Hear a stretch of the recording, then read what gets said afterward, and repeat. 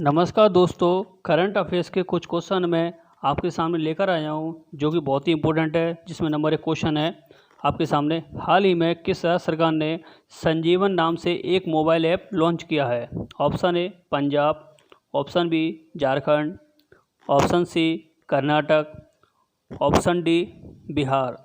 तो दोस्तों इसका आंसर होगा ऑप्शन डी बिहार।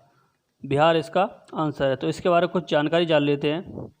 बिहार सरकार ने हाल ही में संजीवन एक ऐप लॉन्च किया है जो कोरोना संक्रमण के प्रसार के रोकथाम हेतु स्वास्थ्य विभाग की ओर से नए नए उपकरण तथा सुविधाएं उपलब्ध कराएगा। इस ऐप के माध्यम से लोगों को कोविड-19 से संबंधित सभी जानकारियां भी मिलती रहेंगी। यह ऐप केंद्र सरकार की आरोग्य सेतु के तर्ज पर बना है और इस ऐप को अपने मोबाइल में डाउनलोड करने के बाद कोविड-19 से संबंधित सारी जानकारी ले सकते हैं। इस ऐप में चैट बॉट की भी व्यवस्था है जिस पर कोविड-19 से संबंधित प्रश्न पूछे जा सकते हैं। क्वेश्चन नंबर 2, हाल ही में किस राज्य सरकार ने एक मास्क अनेक जिंदगी जन जागरूकता अभियान का शुभारंभ किया है? Option A Madhya Pradesh, option B Kerala, option C Assam, option D Tamil Nadu. तो दोस्तों इसका आंसर होगा ऑप्शन ए मध्य प्रदेश। इसके बारे में भी कुछ जानकारी जान लेते हैं। मध्य प्रदेश के शहरी विकास और आवास मंत्री भूपेंद्र सिंह द्वारा 1 अगस्त से 15 अगस्त तक चलाए जाने वाले जन जागरूकता अभियान एक मास्क अनेक जिंदगी का शुभारंभ किया गया है। यह अभियान कोविड-19 महामारी के संक्रमण से बचाव के लिए मास्क पहनने के बारे में जागरूकता फैलाने के लिए शुरू किया गया है और इस अभियान के अंतर्गत एक मास्क बैंक की स्थापना भी की गई है जहां लोग मास्क दान कर सकते हैं जो बाद में गरीब लोगों को फ्री में दिया जाएगा। नागरिक किसी भी जिले शहरी निकाय में गैर सरकारी संगठनों के माध्यम से मास्क दान कर सकते हैं। तो दोस्तों अगला क्वेश्चन है 3, विश्व संस्कृत दिवस 2020 निम्न में से किस दिन मनाया गया?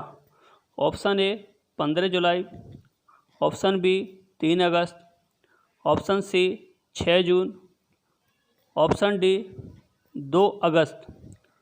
तो दोस्तों इसका आंसर होगा ऑप्शन बी 3 अगस्त। 3 अगस्त को यह दिवस मनाया गया था। तो दोस्तों इसकी कुछ जानकारी हम जान लेते हैं। हर साल स्वर्ण पूर्णिमा के दिन को विश्व संस्कृत दिवस के रूप में मनाया जाता है। इसे रक्षाबंधन के रूप में भी जाना जाता है। इस साल यानी 2020 में इस दिन को 3 अगस्त 2020 को मनाया गया था। यह दिन संस्कृत की प्राचीन भारतीय भाषा की याद में मनाया जाता है। इस दिवस का उद्देश्य इसके पुनरुद्धार और रखरखाव को बढ़ावा देना है। भारत सरकार ने साल 1969 में रक्षाबंधन के अवसर पर विश्व संस्कृत दिवस मनाने का फैसला किया था जो कि हिंदू कैलेंडर के अनुसार श्रावण मास की पूर्णिमा का दिन पड़ता है। इस भाषा को दुनिया की सबसे पुरानी भाषा में एक माना जाता है। क्वेश्चन नंबर 4, हाल ही में किस राज्य सभा सांसद का 64 वर्ष की उम्र में निधन हो गया है? Option A Amar Singh, option B Rakesh Sinha, option C Subramanian Swamy, option D Sanjay Singh. तो दोस्तों इसका आंसर होगा ऑप्शन ए अमर सिंह। इनका अभी भी सिंगापुर में निधन हुआ था। तो इसके बारे में कुछ जानकारी हम जान लेते हैं। राज्यसभा सांसद अमर सिंह का 1 अगस्त 2020 को सिंगापुर में निधन हो गया था, जो 64 साल के थे। वे पहली बार साल 1996 में राज्यसभा के सदस्य के रूप में चुने गए थे। अपने राजनीतिक करियर में अमर सिंह कई संसदीय समितियों के सदस्य भी रहे, लेकिन वे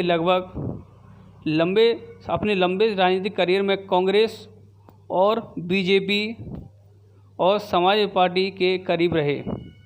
वे ऑल इंडिया कांग्रेस समिति के सदस्य भी रहे थे और एक समय कलकत्ता जिला कांग्रेस से भी जुड़े थे।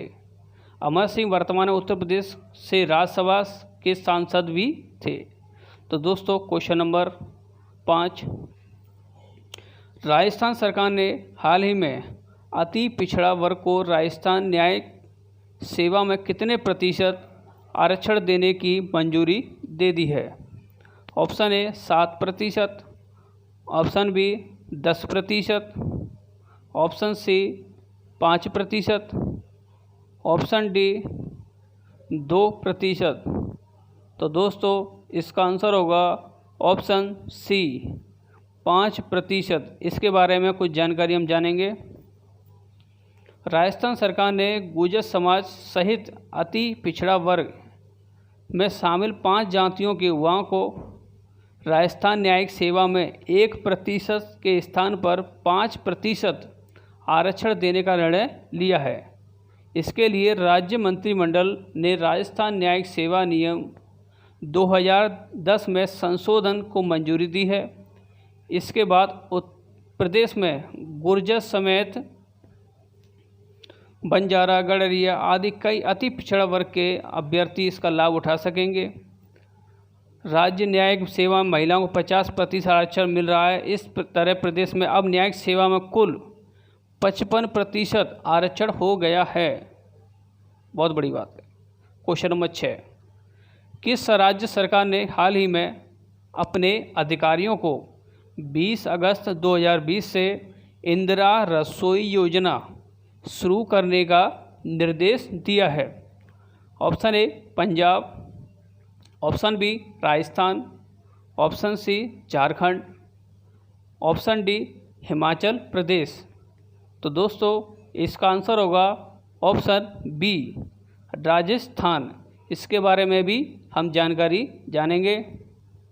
राजस्थान के मुख्यमंत्री अशोक गहलोत ने हाल ही में अपने अधिकारियों को 20 अगस्त 2020 से इंदिरा रसोई योजना शुरू करने का निर्देश दिया है। इस योजना के तहत ज़रूरतमंद और गरीबों को 8 रुपये प्रति प्लेट में स्वस्थ और पौष्टिक भोजन मिलेगा।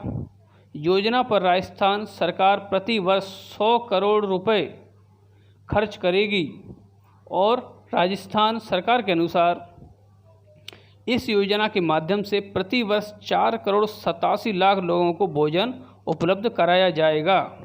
बहुत बड़ी योजना है दोस्तों ये। उन्होंने बताया कि भोजन में प्रति थाली 100 ग्राम दाल, 100 ग्राम सब्जी, 250 ग्राम चपाती और अचार का मेन्यू निर्धारित किया जाएगा। क्वेश्चन नंबर 7, किस राज्य के राज्यपाल विश्वभूषण हरिचंदन ने हाल ही में राज्य सरकार के 3 राजधानी वाले योजना को मंजूरी दे दी है? Option A Andhra Pradesh, option B Tamil Nadu, option C Karnataka, option D Rajasthan. तो दोस्तों इसका आंसर होगा ऑप्शन ए आंध्र प्रदेश। इसके बारे में कुछ जानकारी जानेंगे जो कि इस प्रकार है। आंध्र प्रदेश के राज्यपाल विश्वभूषण हरिचंदन ने राज्य सरकार के 3 राजधानी वाले योजना को मंजूरी दे दी है। आंध्र प्रदेश की जगनमोहन रेड्डी सरकार ने इस साल की शुरुआत में राज्य की 3 राजधानियां बनाने की योजना को आकार देने संबंधी विधेयक को आंध्र प्रदेश विधानसभा में पेश किया था और इस कानून के तहत आंध्र प्रदेश की 3 राजधानी होंगी और इसके साथ ही ऐसा करने वाला ये देश का पहला राज्य बन गया है। बहुत ही इंपॉर्टेंट क्वेश्चन है दोस्तों ये। अब आंध्र प्रदेश कार्यपालिका यानी सरकार विशाखापट्टनम से काम करेगी और राज्य विधानसभा अमरावती में होगी और हाई कोर्ट कुर्नूल में होगा। क्वेश्चन नंबर 8, सिंगापुर स्थित एक गैर सरकारी संगठन NGO alliance to end plastic waste आगामी 5 वर्षों में प्लास्टिक अपशिष्ट को कम करने हेतु किस देश में 70 से 100 मिलियन अमेरिकी डॉलर निवेश करने की योजना बना रहा है? Option A Nepal, option B चीन, ऑप्शन सी रूस, ऑप्शन डी भारत। तो दोस्तों इसका आंसर होगा ऑप्शन डी भारत। इसके बारे में कुछ जानकारी जानते हैं। यह एनजीओ पर्यावरणीय परियोजनाओं के लिए कुल 500 मिलियन अमेरिकी डॉलर का निवेश करने की योजना बना रहा है। इसमें से 100 मिलियन डॉलर भारत के लिए, जबकि बाकी धनराशि दक्षिण पूर्व एशिया और चीन के लिए आरक्षित हैं। यह एक गैर लाभकारी संगठन के रूप में alliance to end plastic waste की स्थापना वर्ष 2019 में हुई थी। इसका लक्ष्य प्रत्येक साल 8 मिलियन टन प्लास्टिक अपशिष्ट के समुद्र में फेंके जाने जैसी गंभीर एवं जटिल समस्या के समाधान के लिए कार्य करना है। क्वेश्चन नंबर 9, हरियाणा पंचायत चुनाव में महिलाओं के लिए कितने फीसदी सीटें अब आरक्षित होंगी? Option A 10%, option B 30%, option C 50% या ऑप्शन डी 75%। तो दोस्तों इसका आंसर होगा ऑप्शन सी 50% सीटें अब आरक्षित होंगी। इसकी कुछ जानकारी जानते हैं। हरियाणा में भी पंचायती चुनाव में महिलाओं को 50% आरक्षण मिलेगा। हरियाणा सरकार ने इस फैसले को सैद्धांतिक मंजूरी दे दी है।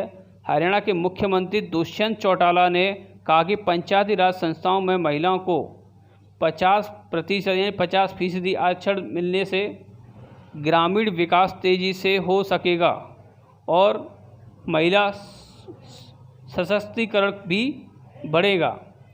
और देश के 20 राज्य पहले ही पंचायती राज संस्थाओं में महिलाओं को 50% आरक्षण दे चुके हैं, जिनमें मुख्य रूप से आंध्र प्रदेश, बिहार, पंजाब, गुजरात, कर्नाटक, मध्य प्रदेश, महाराष्ट्र, उड़ीसा, राजस्थान, तमिलनाडु जैसे बड़े राज्य शामिल हैं। क्वेश्चन नंबर 10, हाल ही में केंद्र सरकार ने चीन की सीमा से लगे किस राज्य के गांव में पर्यटन को बढ़ावा देने का निर्णय लिया है? ये बहुत ही इंपॉर्टेंट क्वेश्चन है दोस्तों। Question number option A Uttarakhand, option B Himachal Pradesh, option C Sikkim, option D Arunachal Pradesh. तो दोस्तों इसका आंसर होगा ऑप्शन ए उत्तराखंड। इसके बारे में कुछ जानकारी जान लेते हैं। उत्तराखंड चीन के साथ 350 किलोमीटर लंबी सीमा साझा करता है। केंद्र सरकार ने भारत के सीमावर्ती गांवों को सुरक्षित बनाने के लिए जनजातीय पर्यटन की अवधारणा को बढ़ावा देने का निर्णय लिया है, लेकिन इस दिशा में आगे बढ़ने के लिए इनर लाइन परमिट प्रणाली से उत्तराखंड के कुछ हिस्से को मुक्त करना होगा। इनर लाइन परमिट ऐसा दस्तावेज है जो एक भारतीय नागरिक को ILP प्रणाली के तहत संरक्षित राज्य में जाने या रहने की अनुमति देता है। सीमावर्ती क्षेत्र में ग्रामीण पर्यटन से इन गांवों की सुरक्षा और निगरानी सुनिश्चित होगी तथा इससे सैनिकों को यहां की निगरानी की अतिरिक्त सहायता भी मिलेगी। तो दोस्तों इस तरह से ये सारे क्वेश्चन बहुत इंपॉर्टेंट थे। अगर आपको ये वीडियो पसंद आया हो तो दोस्तों ज़्यादा से ज़्यादा शेयर करें, लाइक करें और सब्सक्राइब भी कर लें।